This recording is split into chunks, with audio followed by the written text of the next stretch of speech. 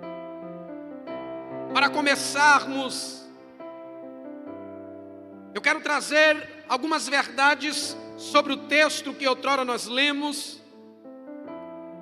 E alguns estudiosos tendem a supor, falando agora do texto que outrora lemos, alguns estudiosos tendem a supor que esta passagem não seja uma parábola, como alguns tendem a afirmar. Visto que nesta passagem, diferente das parábolas contadas por Jesus, Jesus cita um nome. Outro sim, é que a história que outrora acabamos de ler, ela engloba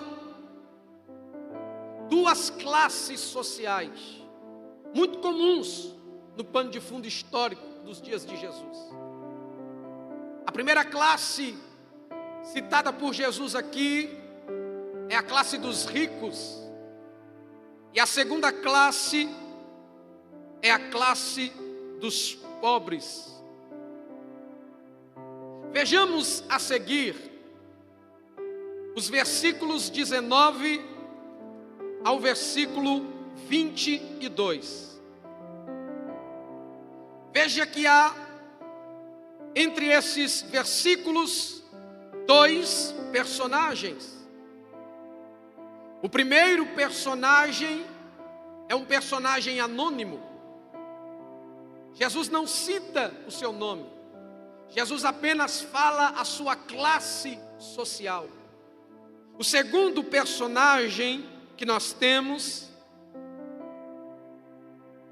este personagem é diferente do primeiro, porque primeiro Jesus cita o seu nome, e o nome desse personagem é Lázaro. Segundo, ele é da segunda classe, ele é um pobre, um mendigo, faminto, cheio de feridas pelo seu corpo. Enquanto o rico, citado nessa história, é a imagem da ostentação, do glamour, de uma vida regalada de bens e também de uma vida financeira segura e tranquila. Por outro lado, Lázaro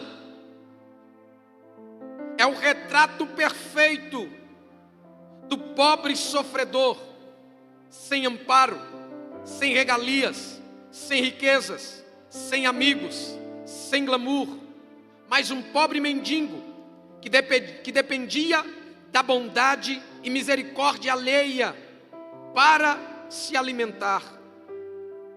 O retrato dos cães, lambendo as suas feridas, mostra-nos o estado deplorável e miserável deste sujeito.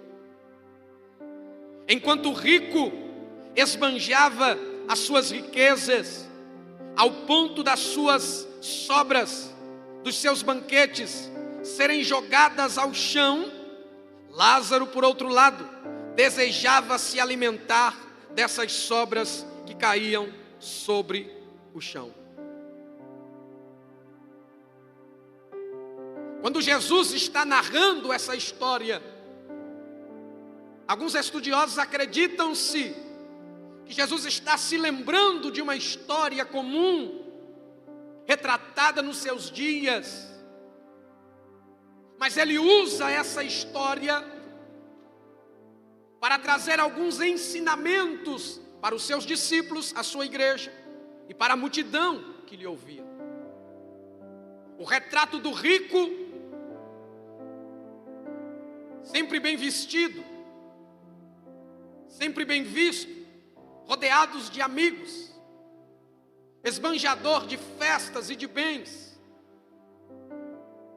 É um retrato perfeito daqueles que eram ricos nos dias de Jesus, aqueles que esbanjavam as suas riquezas, aqueles que iam para as praças esbanjar os seus vestidos de linhos finíssimos, as suas riquezas, os seus glamours. Era eles quem faziam grandes banquetes e convidavam grandes autoridades importantes das suas cidades. Por outro lado, Nós temos o retrato de um miserável.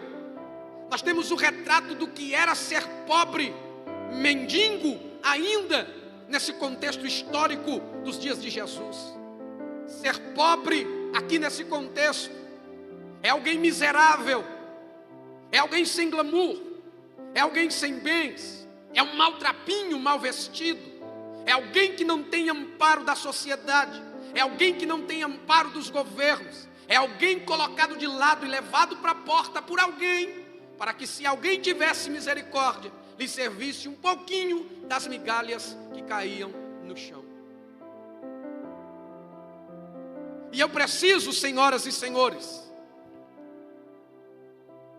lhes contar agora 4 verdades que aprendemos nesse início de história.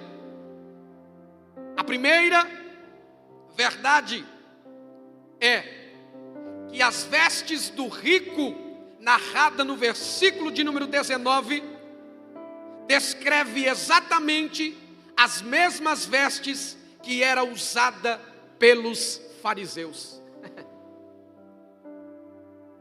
Essa descrição de Jesus na sua narrativa, de um rico se vestindo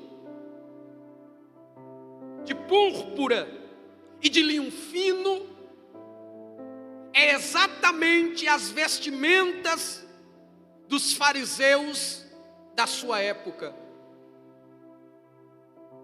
Homens ricos, soberbos, caráter inchado, cheio de ego, egocentrismo, hipócritas.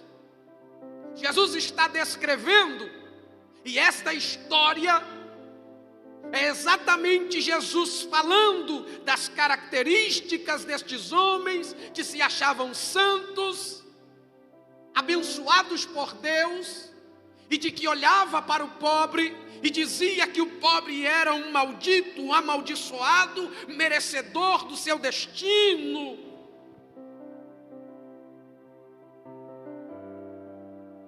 A segunda verdade é que nesse pano de fundo histórico, só os ricos é que eram abençoados por Deus, enquanto os pobres eram todos malditos. Neste pano de fundo, para que você entenda, ser rico era ser abençoado por Deus, ser pobre era ser maldito, ser pobre era estar condenado à miséria, ao fracasso. Mas a nossa terceira verdade contida neste texto é que o rico foi sepultado com honra, com uma bela coroa de flores e um belíssimo caixão, embalsamado pelo melhor nardo puro. Veja que o texto nos diz,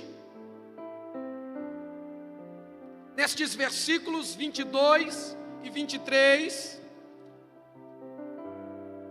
que o pobre morreu.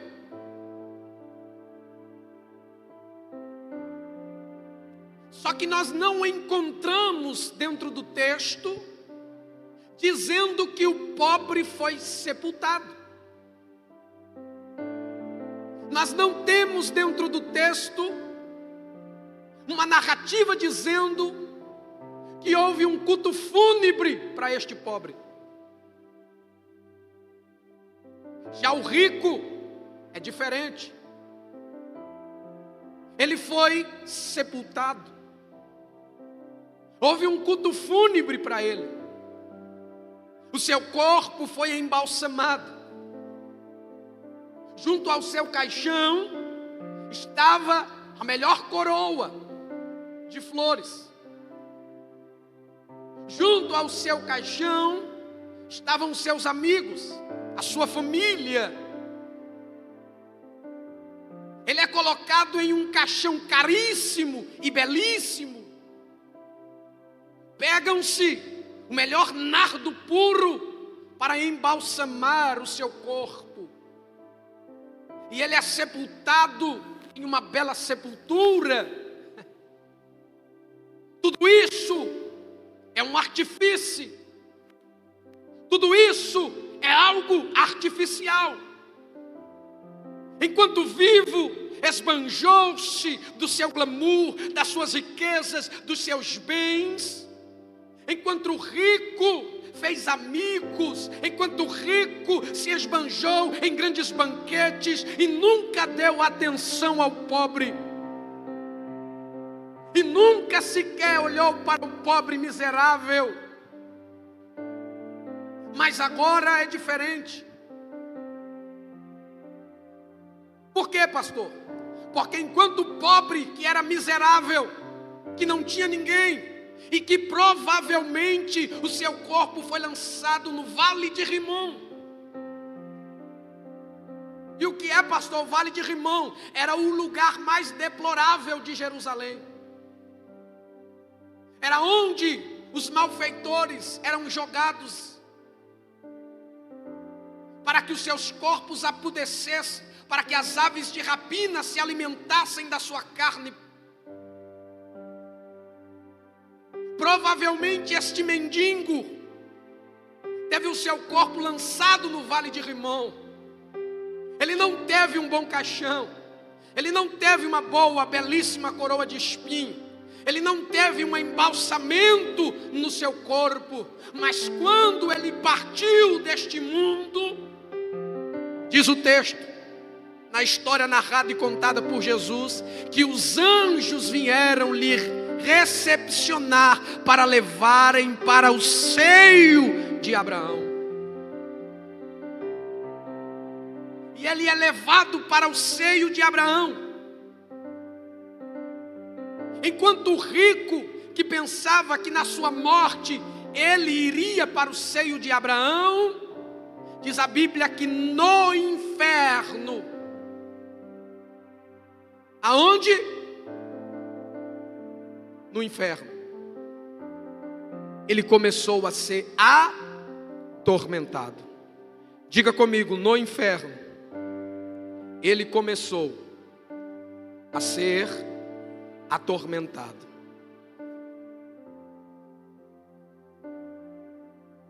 E o primeiro tópico dessa noite, meus irmãos, é que para compreender os ensinos bíblicos sobre o lugar para onde vão os mortos, é necessário observar o texto original do Antigo Testamento em hebraico e o original grego do Novo Testamento.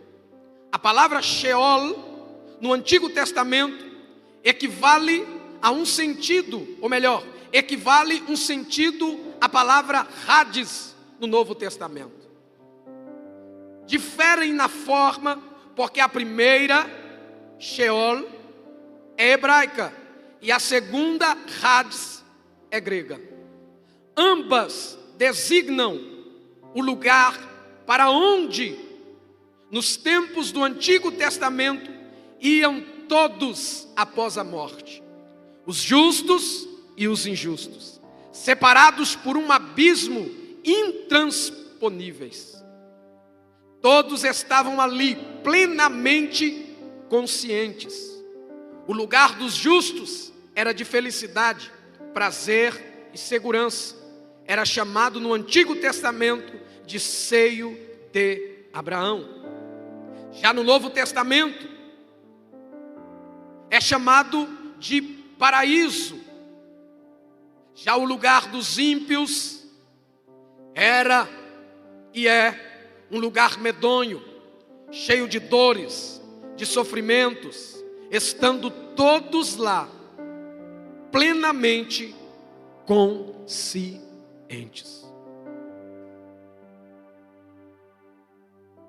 A verdade é que quando o pobre mendigo morre, quando a sua alma abandona o seu corpo, quando ele sai do mundo físico e entra para o mundo invisível, espiritual, o rico da mesma forma também, ao morrer, saindo a alma do seu corpo, ele sai do mundo físico e e entra no mundo espiritual, e ele é levado para o inferno. E inferno aqui é sinal de tormento. Inferno aqui é sinal de dor, é sinal de sofrimento. E detalhe, senhoras e senhores, os dois estão plenamente conscientes. Diga comigo, conscientes. Mesmo depois da morte. Inferno. Existem 4 palavras para inferno. Slide de número 3. Existem 4 palavras na Bíblia para inferno. A primeira é a palavra hebraica Sheol, que significa sepultura, mundo dos mortos. Salmos 9, 17, Provérbios 5, 5 e Provérbios 9, 18. A segunda é a palavra grega Hades, que também tem o sentido de sepultura ou lugar das almas que partiram. Mateus 16, 18, 1 Coríntios 15, 55 e Apocalipse 1, 18. A terceira palavra é a palavra tártaro, um verbo derivado do grego tártaros, que é o mais profundo abismo do Hades. Tártaro significa encarcerar no suplício eterno, precipitar ao inferno. 2 Pedro 2, 4. A última e quarta palavra é a palavra grega Gehenna. O termo é usado para designar um lugar de pena de morte ou suplício eterno, pelo fogo, sofrimento intenso, tormento, destruição e aniquilação eterna. Mateus 23 e 33. Veja que o rico é levado para o inferno. Só que a gente analisou e já aprendeu aqui que a palavra inferno é sinônimo de sepultura.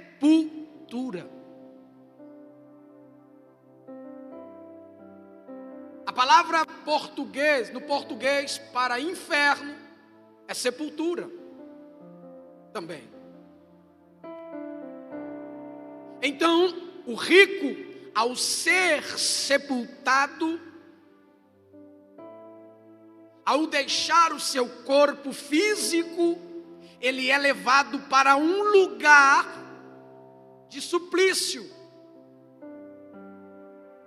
para um lugar aonde ele está vivendo à espera do grande julgamento final. Só que detalhe, meus irmãos, senhoras e senhores, ele está no inferno, em um lugar de tormento, sim ou não? Sim. Ele está plenamente consciente de quem ele era, de quem ele foi, e de tudo que ele fez. Ele está consciente neste lugar. E o texto vai dizer que ele está sendo atormentado por uma chama. Meu amigo Elkson, esta chama não é uma chama de fogo. Esta chama é dada pela sua consciência. Ele está sofrendo, e detalhe, para aumentar o seu sofrimento, ele está vendo o pobre. Quem ele está vendo?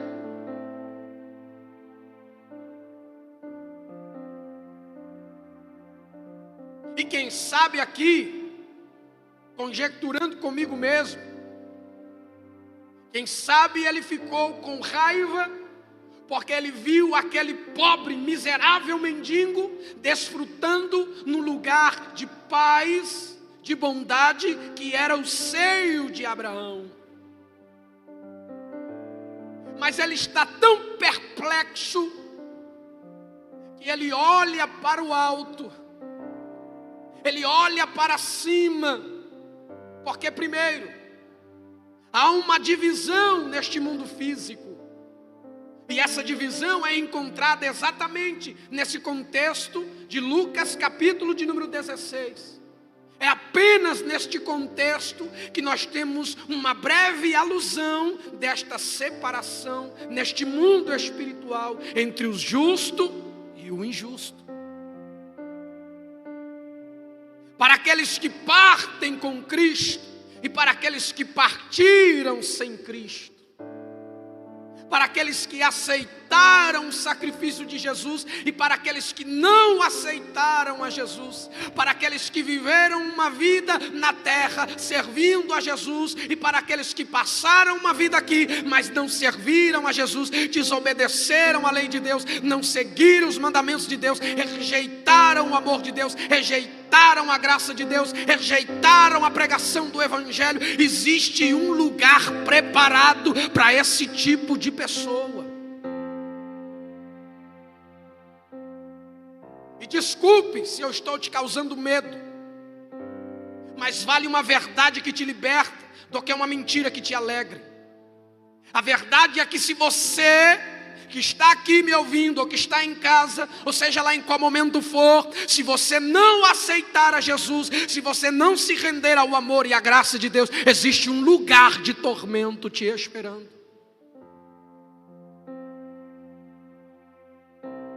E neste lugar de tormento, não adianta bater no peito e dizer que é rico.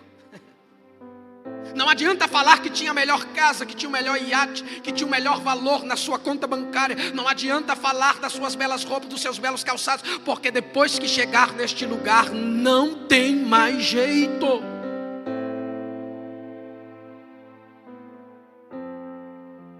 O rico está desesperado, e no seu desespero, ele vai viver 7 tormentos no inferno.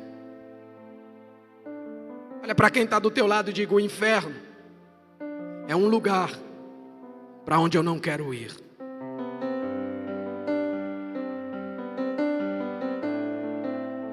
Número 5, por favor, Simone. Este rico vai passar por 7 tormentas no inferno. E essas tormentas são para todos os que partirem deste mundo sem Cristo. Primeira tormenta que este homem vai passar é que no inferno, neste mundo espiritual que nós estamos falando, não tem água. E água aqui é sinônimo de refrescar a sua consciência. Enquanto os céus têm um rio de águas vivas, tem o rio da vida, o inferno, lugar de tormento, não tem água. Ele olha para cima e diz: Pai Abraão, peça que Lázaro molhe a ponta do seu dedo na água e toque na minha língua. Olha o retrato inverso. Quando vivo, era um mendigo que batia na porta pedindo água e um pedaço de pão. Mas agora, morto, é o inverso. É quem esbanjava pedindo para quem mendigava. É o esbanjador se tornando mendigo. Segundo tormento é que no inferno não tem descanso. Não tem descanso no inferno. A sua consciência, a consciência do indivíduo levado para o inferno, para o lugar de sofrimento, é constante. Ele fica pensando, e por mais que ele tente mudar os seus pensamentos das coisas que ele cometeu, daquilo que ele não viveu na presença de Deus, isso não basta. A sua consciência está lá todos os dias, mostrando para ele: você errou, era para você ter feito isso, era para você ter se convertido, era para você ter ouvido a pregação do pastor, era para você ter se reconciliado naquele dia, mas você não fez, e você está aqui. Terceiro, no inferno a consciência pesa, as suas lembranças são trazidas à memória, e você sofre no inferno o indivíduo que é lançado no lugar de tormento. Em quarto lugar, não tem como escapar do inferno. Como assim, pastor? Não tem como escapar deste lugar espiritual.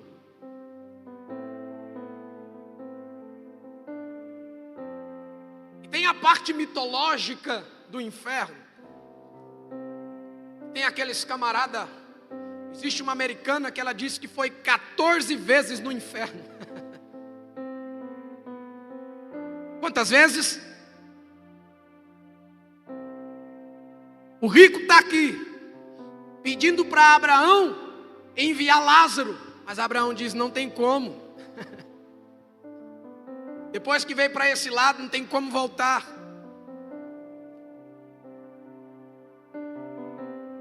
Quinto, no inferno o clamor não será atendido. Por mais que o indivíduo clame, por mais que o indivíduo grite, no inferno o seu clamor não será ouvido. Por quê, pastor? Porque teve todo o período na terra para clamar. Porque teve todo o período na terra para adorar a Deus, para clamar a Deus, para pedir o socorro de Deus. E agora, depois que partiu, não tem mais volta.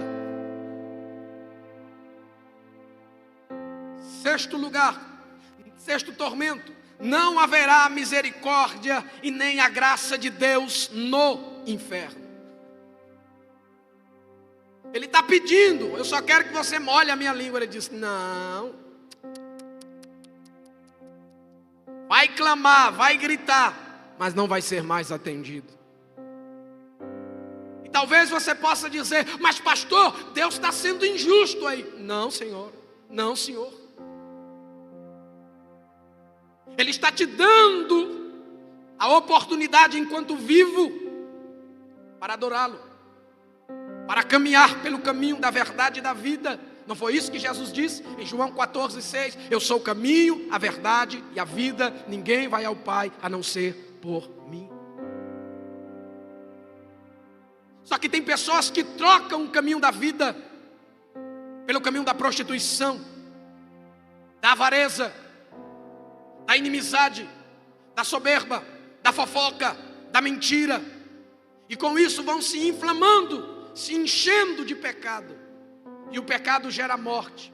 E a morte sem Cristo faz o indivíduo ir para um lugar de tormento. Sétima e última tormenta: não se pode encontrar a presença de Deus no inferno. Eu lembro que eu falava com os meus alunos da teologia. Eu disse uma vez para eles: Deus está em todos os lugares, pela sua onipotência, pela sua onisciência, pela sua onipresença, sim. Mas o inferno é um lugar que Deus não tem prazer de estar. Sabe por quê, pastor Jordão? Porque o prazer de Deus é estar aqui no meio da igreja. Meus amados, eu estou tentando dizer para vocês, ouçam esse jovem pastor falar e pregar isso ao seu coração. Deus tem prazer de estar aqui, é aqui que Ele quer que você sinta a presença, é aqui que você quer que Ele sinta o toque dEle, é aqui que Ele quer que você o receba, é aqui que Ele quer que você o perceba, é aqui que Ele quer que você o sinta, é aqui que Ele quer que você o adore, não depois que você foi para o inferno, mas enquanto você está vivo. Ele quer a sua adoração enquanto você está vivo.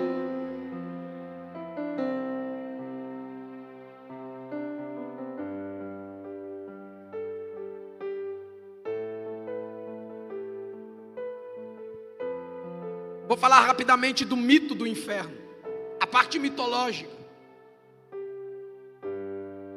Porque quando se falamos de inferno, pastor Robervano, as pessoas já pensam logo, o diabo com chifre e com tridente na mão. Os capetinhas lá, enfiando o tridente, enfiando o garfo nas pessoas que estão no inferno. E quando se fala em inferno, as pessoas têm medo, porque existe uma parte mitológica, existe um conto criado, um mito criado. Por quem, pastor? Pelo catolicismo. O catolicismo, depois do 5º século, começou-se a criar mitos sobre o inferno. Criado então o mito do purgatório, aonde as almas iam, sofriam naquele lugar. O mito do purgatório é exatamente isso. A perspectiva, o pensamento, a ideia de colocar na cabeça da sociedade que o inferno é um lugar terrível, que o inferno é um lugar mau, que o inferno é um lugar de sofrimento. Então nasce o mito, nasce o conto do inferno. No inferno existem demônios, no inferno existem capetas, no inferno o diabo, e tem essa criação do personagem diabo, com chifres na sua testa, com rabos, tem essa imagem do diabo com olhos de fogo, com garras imensas, com tridente na mão, e todos aqueles que forem para o inferno serão tentados pelo diabo. Mas senhoras e senhores, tudo isso é mito. Tudo isso é uma mentira contada. A verdade é que o inferno é um lugar de sofrimento, e até os demônios temem em ir para o inferno. Quando Jesus vai expulsar aquela legião, daquele endemoniado de Gadara, os demônios temeram Jesus os enviar, talvez para o inferno. Eles olharam e disseram: Senhor, permita que entremos naqueles porcos. Então Jesus assim faz, ordenando aqueles demônios a entrarem naqueles porcos. O inferno é um lugar que o diabo ainda será lançado, mas ele ainda não está lá. Quem está lá são pessoas que partiram sem Cristo. Quem está lá são pessoas que não aceitaram a graça e o amor de Deus. E com isso, senhoras e senhores,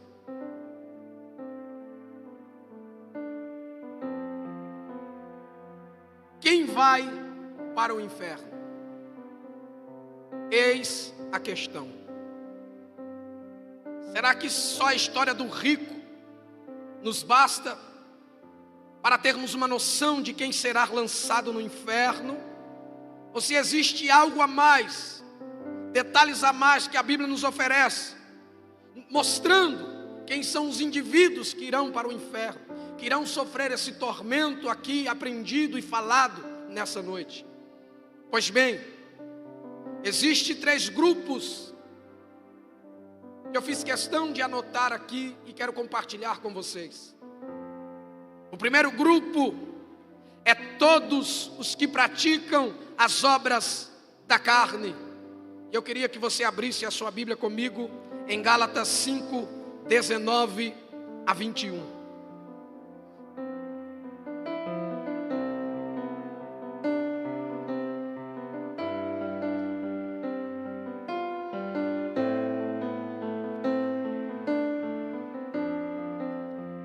Porque as obras da carne são manifestas, as quais são, olha aí, é uma lista grande, muito grande, e ela começa com os adúlteros, Está dizendo adultério, prostituição, impureza, lascívia, idolatria, feitiçaria, inimizades, porfias, emulações, iras, pelejas, dissensões, heresias, invejas, homicidas, bebedices, glutonárias e coisas semelhantes a estas, acerca das quais vos declaro, como já antes vos disse, que os que cometem tais coisas não herdarão o reino de Deus.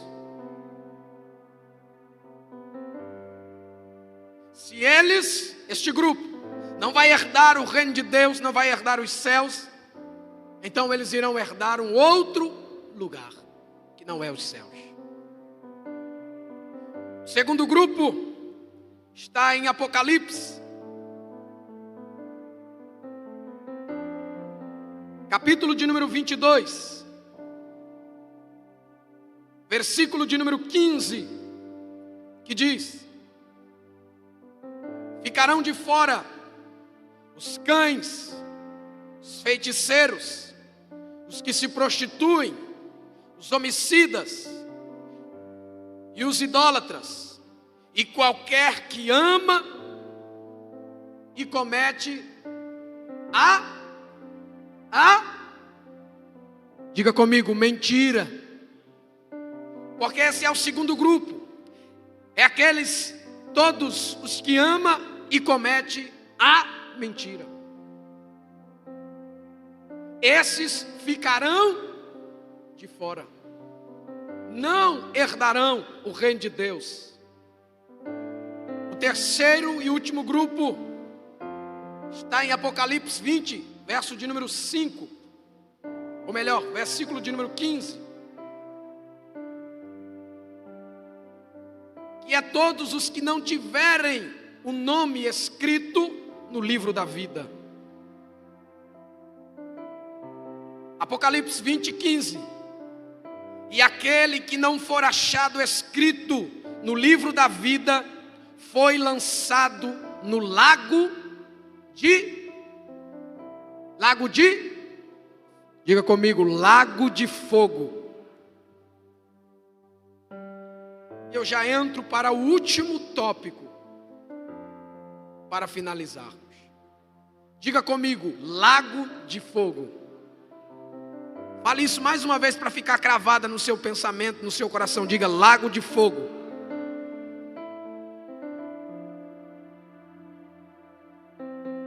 Nós temos uma perspectiva muito errônea de achar que este lugar para onde o rico foi, um lugar de tormento, é o verdadeiro inferno. Só que este lugar não é o verdadeiro inferno. Ele é apenas um lugar, o Elkson, aonde o ser, na sua forma espiritual, está aguardando o julgamento para assim ser lançado no verdadeiro inferno, que está aqui exatamente em Apocalipse, capítulo de número 20, a partir do versículo de número 11. Por isso eu entro com o último tópico.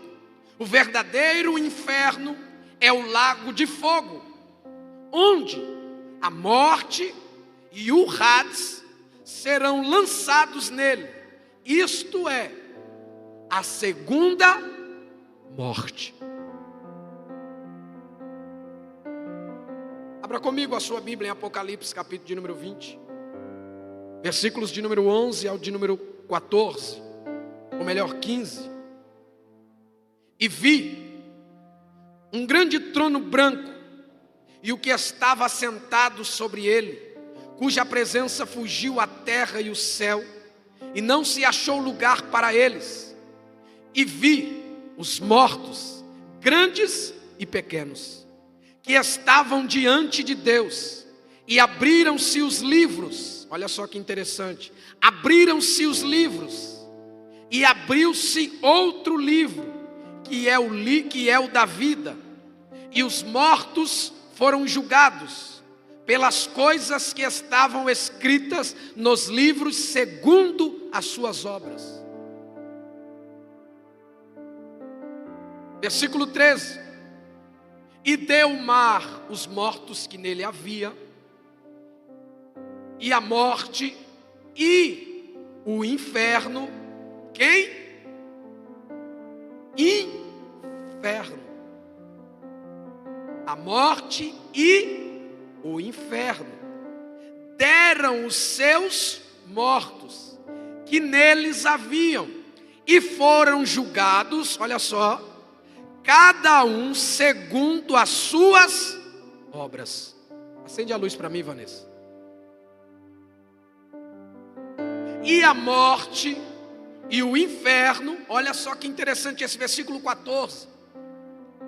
E a morte e o inferno foram lançados no lago de fogo.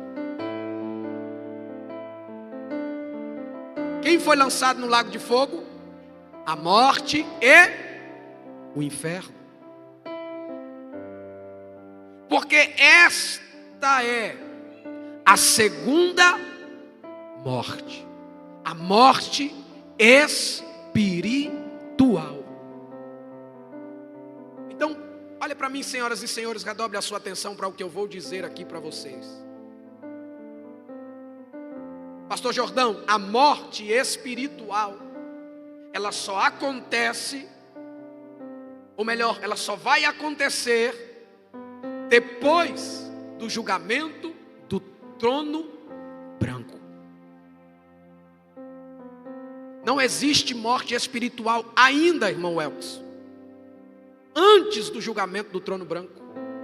A segunda morte, que é essa morte espiritual, é onde o indivíduo sem Cristo, é onde o indivíduo que não foi achado, que não foi escrito o seu nome no livro da vida, será lançado no lago de fogo.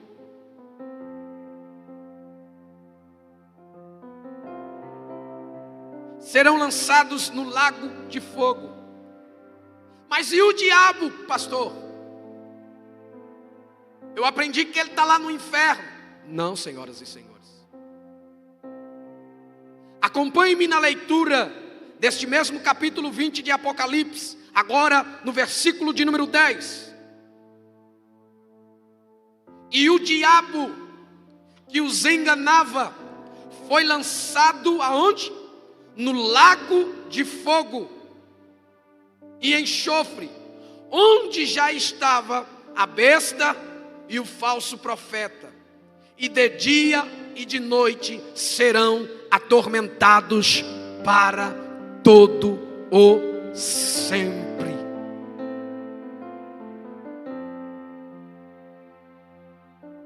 Após esta segunda morte, essa morte espiritual, aonde o indivíduo, esse ser espiritual, não serviu a Deus, não creu na pregação de Jesus Cristo, não se converteu enquanto vivo, enquanto ainda em carne, enquanto ainda em matéria física, veio à igreja, ouviu o apelo do pastor, ouviu a pregação do pregador, mas mesmo assim endurecia o seu coração para a pregação do evangelho, mesmo assim não se convertia ao reino de Deus, então seu nome não será escrito no livro da vida. E no grande dia do julgamento do trono branco, aonde Deus e os santos da igreja e os santos salvos em Jesus Cristo estarão assentados em tronos juntamente com Ele. E os mortos serão trazidos para a presença de Deus. Aqueles que partiram rejeitando a graça e o amor de Deus. Aqueles que não se converteram a Deus serão levados todos. Aqueles que morreram no mar e ninguém nunca viu. aqueles que morreram e ninguém nunca sabe do seu corpo, aonde foi enterrado, como foi enterrado, eles aparecerão nesse dia. Se partiram sem Cristo, aparecerão nesse dia ante o tribunal de Deus. Este dia será terrível, porque os céus e a terra desaparecerão, sumirão da presença de Deus. A terra dará os seus mortos, os mares darão os seus mortos, o inferno dará os seus mortos, e Deus os julgará. Senhoras e senhores, irmãos e irmãs, homens e mulheres, jovens que aqui estão, ouça o que o Espírito está dizendo a esta igreja. É momento de nos convertermos, é momento de nos arrependermos, é momento de deixarmos a idolatria, é momento de deixarmos a avareza. Está na hora de se despir do pecado e se vestir da santidade que Deus está lhes oferecendo hoje nesta casa, diz o Espírito de Deus. Eis que os meus pensamentos para vós são pensamentos de paz, não são pensamentos de morte, diz o Senhor. Tenho-vos preparado um lugar, uma morada celestial, um lugar eterno, para que vocês possam estar ao meu lado. Mas até quando, diz o Espírito de Deus, até quando baterei na porta dos vossos corações e me rejeitarão? Até quando rejeitarão a minha pregação? Até quando rejeitarão a minha palavra? Até quando rejeitarão o meu sacrifício? Diz o Espírito Santo de Deus.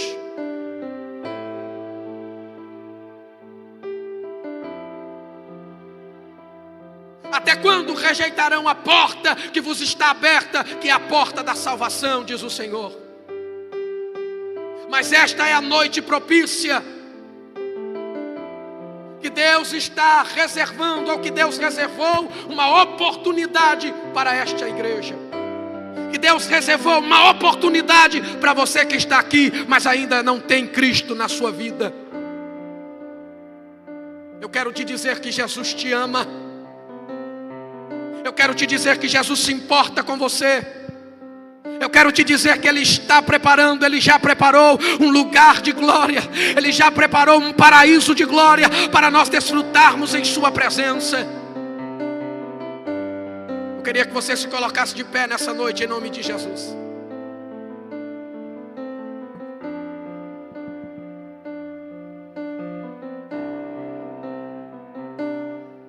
Eu quero concluir esta mensagem com a seguinte frase: não importa a sua classe social, se você é rico, se você é pobre, a verdade é que só seremos livres do lago de fogo, só seremos livres do inferno, só seremos livres da condenação eterna se vivermos uma vida em Cristo, uma vida saudável, uma vida sem pecado, uma vida de renúncia.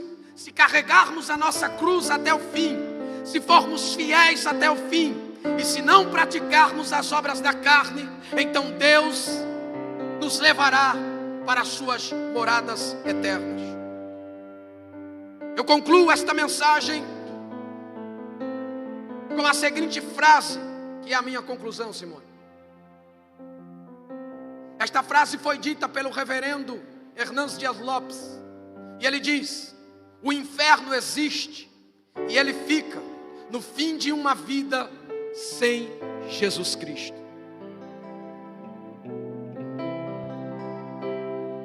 Oh igreja, oh igreja amada, oh igreja Betesda de Jesus, abra o seu coração para Deus. Eu fico imaginando aqueles que morreram nessa pandemia se entregarem a sua vida para Deus. Eu fico imaginando aqueles que estão à beira da morte na UTI, em um quadro clínico deplorável, com câncer terminal, sem entregar sua vida para Jesus. Eu fico imaginando a vida deles e pensando comigo: Eu tenho que ser um servo melhor. Eu tenho que ser um anunciante da palavra melhor. Eu tenho que ser um missionário melhor. Eu tenho que ser um líder melhor. Eu tenho que ser um pastor melhor. Eu tenho que sair da minha zona de conforto e levar a pregação do Evangelho àqueles que carecem sem ela. Eu não posso finalizar esta mensagem nesta noite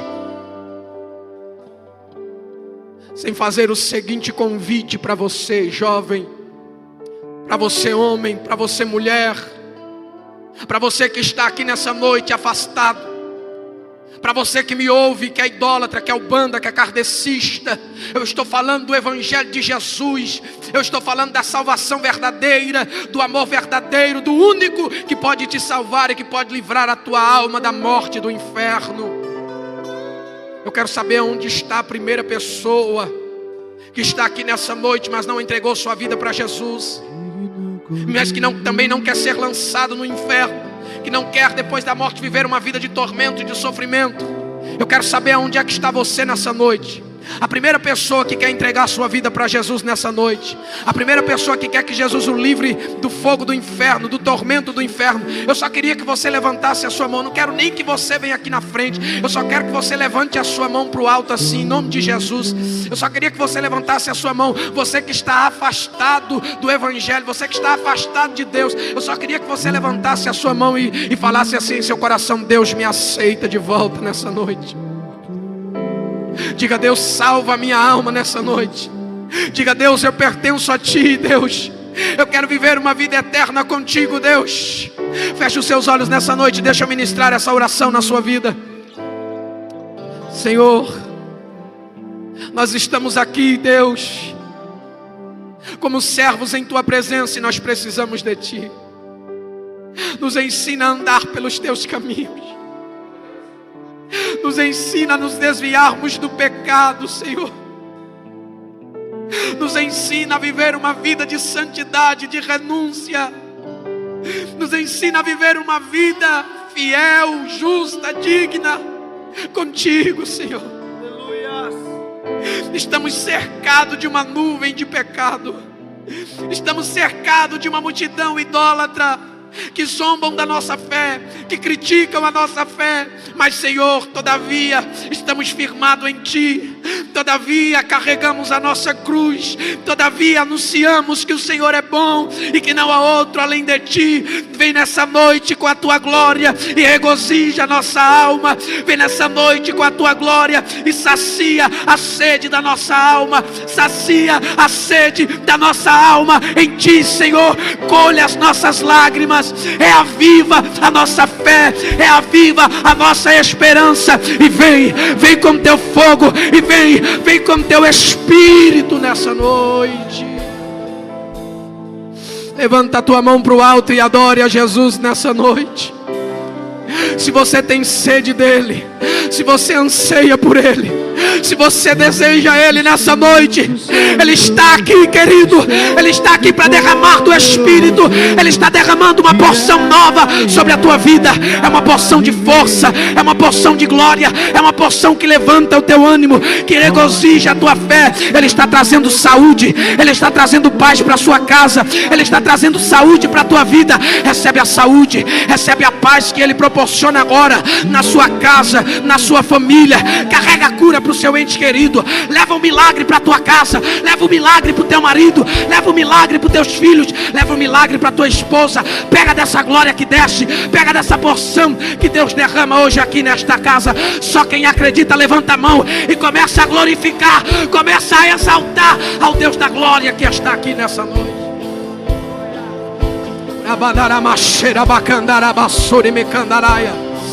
Deus está trazendo um avivamento sobre esta casa. Deus está trazendo um avivamento sobre a tua alma. Você vai vencer, você vai chegar. Os céus te esperam. Se prepara para viver uma vida inteira na presença de Deus. Eu quero ver quem acredita glorificando. Eu quero ver quem acredita dando glória. Eu quero ver quem acredita louvando. Pega dessa glória, pega dessa porção que Deus dá. Recebe dessa autoridade que desce do céu sobre a tua vida. Toma posse do milagre. Toma posse do milagre. Tem milagre no recinto. Tem milagre no recinto. Levanta as tuas mãos e adore ao Rei da Glória.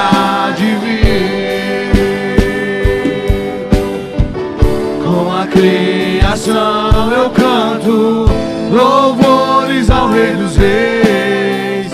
És tudo para mim e eu te adorarei.